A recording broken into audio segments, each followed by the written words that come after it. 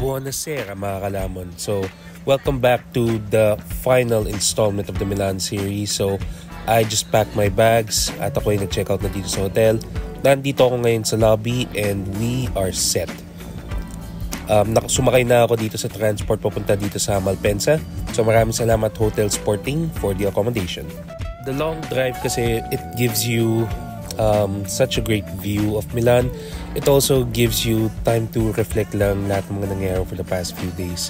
And though short, I am convinced na this will not be the last time I visit Italy or Europe in general. Ang maganda kasi dito, since naka-travel na rin naman, sanay na ako at alam ko na yung gagawin sa susunod. So ngayon, dito na tayo sa Malpensa. But one last beautiful shot of the sunset in Italy. Tapos tayo ay pumasok. We're going to fly Emirates once again at tayo ay pupunta na sa gate natin. Nag-check-in. Tapos dumiretso agad sa gate but got a cappuccino. One sip. That'll wake you up. Tapos dumiretso agad tayo dun sa gate. Kukunti nga yung lumilipad ngayon eh. Or masyad lang ata akong maaga. So nag-aantay na ako dito sa may malapit sa gate and was listening to Sud. Nung magbo-board na tayo ay nakaupo sa Section F, which is pretty much yung last na nasasakay. The world-class entertainment system mula dito sa Emirates. Grabe, sobrang mag-i-enjoy ka sa flight mo. Grazie mille, Milan. Look at that sunrise, dude. Sobrang ganda. Few hours later, kami ay dumating na sa Dubai. So, second time na dumating tayo dito sa Dubai. We're here for our connecting flight. And nung tinignan ko yung gate, layo pala. So, dire-diretso agad tayo, no? Diretso agad sa connection. Tapos, pagkatapos nun, sumakay ng escalator dahil kasi we're gonna go to another gate. Sumakay tayo dun sa in-house nila na transit. So, pagpasok natin, or pagkalabas rather, tayo ay diretso agad dito sa gate.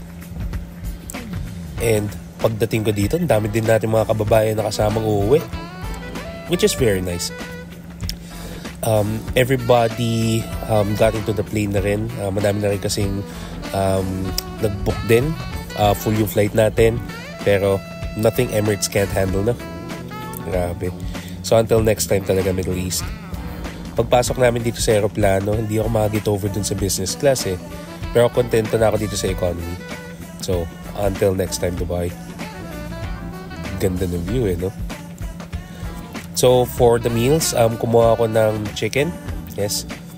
Chicken with mashed potatoes. Very tasty. Sobrang solid nun. At saka, I believe this is Black Forest Mousse. Sobrang solid.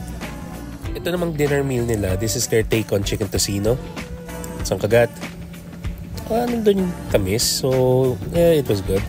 And dessert.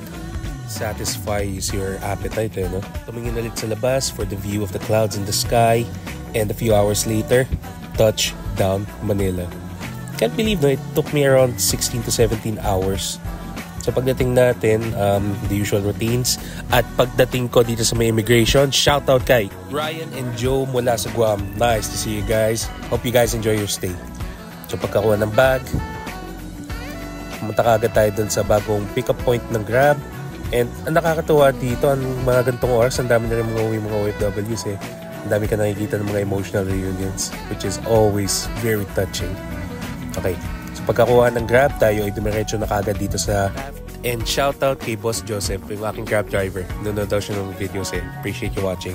Let's do shoutouts. So shoutout kay Ron, shoutout kay Roy, Darlon at Noel, shoutout kay Nicole at kay Brian Ramos, shoutout kay Kurt na mula sa Jensen, shoutout kay Rafael.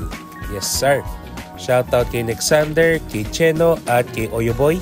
Pandali yun.